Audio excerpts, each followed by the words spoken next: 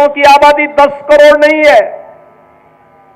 और 13 जनवरी से 26 फरवरी के इन 45 दिनों के अंदर महाकुंभ में जो स्नान होगा, बहनों और भाइयों, ये 45 करोड़ श्रद्धालुओं की आने की संभावना है। 45 करोड़ आबादी दुनिया में केवल 2 देशों की है, 45 करोड़ से ज्यादा। एक भारत की है और दूसरा चीन की है। बाकी दुनिया के जितने भी देश हैं, लगभग 200 देश हैं, उन 200 देशों की आबादी 45 से 40 करोड़ से कम ही है। हम उत्तर प्रदेशवासी, भारतवासी सौभाग्यशाली हैं। ऐसे ही नहीं, हमारे ग्रंथों ने लिखा है कि दुर्लभम भारते जन्म मानुषम तत्र दुर्लभम। भारत में जन्म लेना दुर्लभ है और उसमें भी मनुष्य के रूप में जन्म लेना और भी दुर्लभ है। और प्रयागराज महाकुंभ इस बात का एहसास करा रहा है। पूरा देश, पूरी दुनिया, हर सनातन धर्मावलंबी बिना जाति के, बिना पंथ के भेदभाव के एक संगम में स्नान कर रहा है, गौरव की अनुभूति कर रहा है। मां गंगा का आशीर्वाद, भगवान प्रयागराज का आशीर्वाद उस संगम के माध्यम से प्राप्त हो रहा है।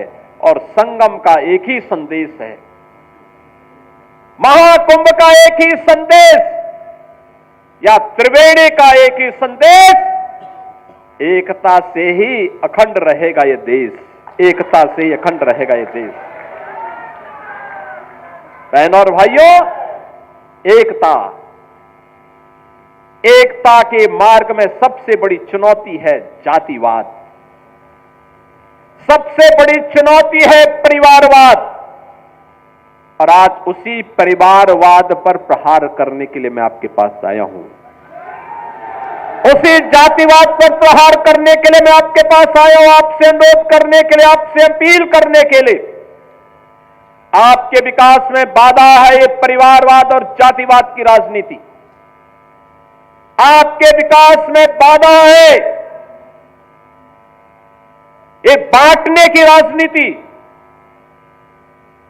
आपकी आस्था के साथ खिलवाड़ है परिवारवाद की राजनीति और जातिवाद की राजनीति। ये जातिवाद की राजनीति वे लोग कर रहे हैं, ये परिवारवाद की राजनीति वे लोग कर रहे हैं जिन्होंने केवल और केवल अपने परिवार की चिंता की, जनता जनार्दन की चिंता नहीं की। किसी दलित, किसी वंचित, किसी पिछड़ी जाति के व्यक्ति का, किसी का भी इन्होंने कभी उत्थान नहीं किया। याद करिए, अयोध्या जनपद का ही पुराना जनपद है अंबेडकर नगर जनपद, इसी से अंबेडकर नगर जनपद बना। और जब ये पुराना जनपद अयोध्या था, तब इसी जनपद में पैदा हुए थे स्वर्गीय राम मनोहर लोहिया जी, डॉक्टर राम मनोहर लोहिया। लोहिया जी ने एक बात कही थी समाजवादियों के लिए। उन्होंने कहा था, संपत्ति और संतति के चक्कर में जो पड़े वह समाजवादी नहीं। आप मुझे बताओ, ये आज के समाजवादी तो संपत्ति के ही चक्कर में ज्यादा पड़े हैं। जो प्लॉट खाली है वह प्लॉट हमारा है, उस पे सब जगह इनके झंडे लग जाते थे, जगह जगह झंडे लग जाते थे, कब्जा कर लेते थे। इनका झंडा अपराधी और माफियाओं को बचाने के लिए था। और बहनों और भाइयों, इनकी सहानुभूति कभी किसी गरीब के प्रति नहीं होती है, किसी कमजोर के प्रति नहीं होती है। ये लोग उस हर कार्य का विरोध करते हैं। आप देख रहे होंगे समाजवादी पार्टी के अध्यक्ष का, पूर्व मुख्यमंत्री का बयान महाकुंभ को लेकर के, जब पूरा देश और पूरी दुनिया प्रयागराज की धरती की ओर आकर्षित हो रही है, तब ये रोज महाकुंभ के बारे में दुष्प्रचार करते हैं, रोज दुष्प्रचार करते हैं। यानी दुष्प्रचार करके भारत की आस्था के साथ खिलवाड़ करते हैं, आपकी आस्था के साथ खिलवाड़ करते हैं। याद करिए 22 जनवरी 2024 को जब अयोध्या में आदरणीय प्रधानमंत्री श्री नरेंद्र मोदी जी के कर कमलों से 500 वर्षों का इंतजार समाप्त हुआ और प्रभु रामलला अयोध्या में विराजमान हुए, समाजवादी पार्टी ने तब भी विरोध किया था। समाजवादी पार्टी ने तब भी विरोध करके आपकी आस्था के साथ खिलवाड़ किया था। ये वही समाजवादी पार्टी है, ये वही समाजवादी पार्टी है जिस समाजवादी पार्टी के हाथ कार सेवकों के खून से सने हुए हैं, जिन्होंने सरयू मैया को कार सेवकों के खून से लाल करने का काम किया था। अयोध्या की गलियों में निर्दोष कार सेवकों पर गोलियां बरसाई थी।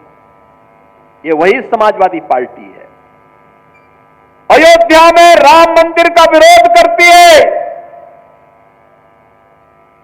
महाकुंभ का विरोध करती है।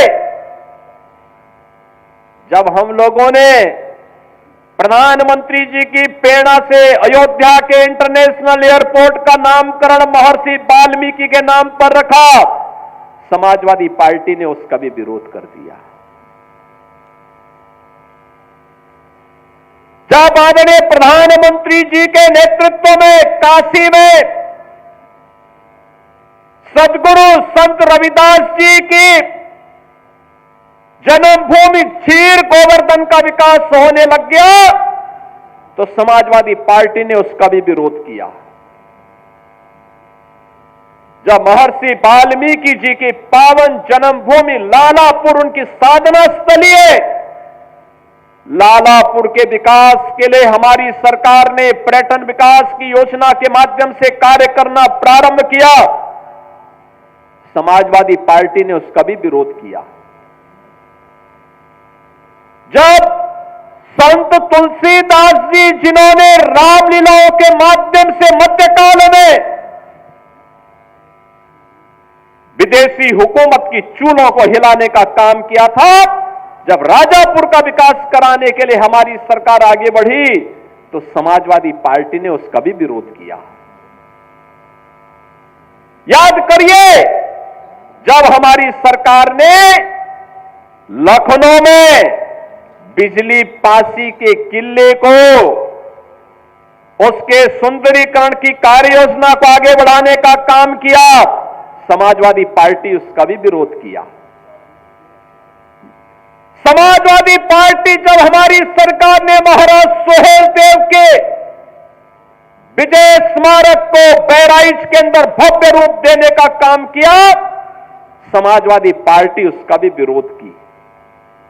जब हमारी सरकार ने 3 बटालियन, महिला बटालियन, पीएसी की 3 महिला बटालियन वीरांगना उदा देवी के नाम पर, वीरांगना झलकारी बाई के नाम पर, वीरांगना अवंती बाई के नाम पर, इन 3 वीरांगनाओं के नाम पर 3 महिला पीएसी की बटालियन के गठन की कार्रवाई को आगे बढ़ाया, समाजवादी पार्टी ने उसका भी विरोध किया। बहनों और भाइयों, इस समाजवादी पार्टी बाबा साहब के नाम पर बने हुए कन्नौज के मेडिकल कॉलेज का नामकरण बदलती है।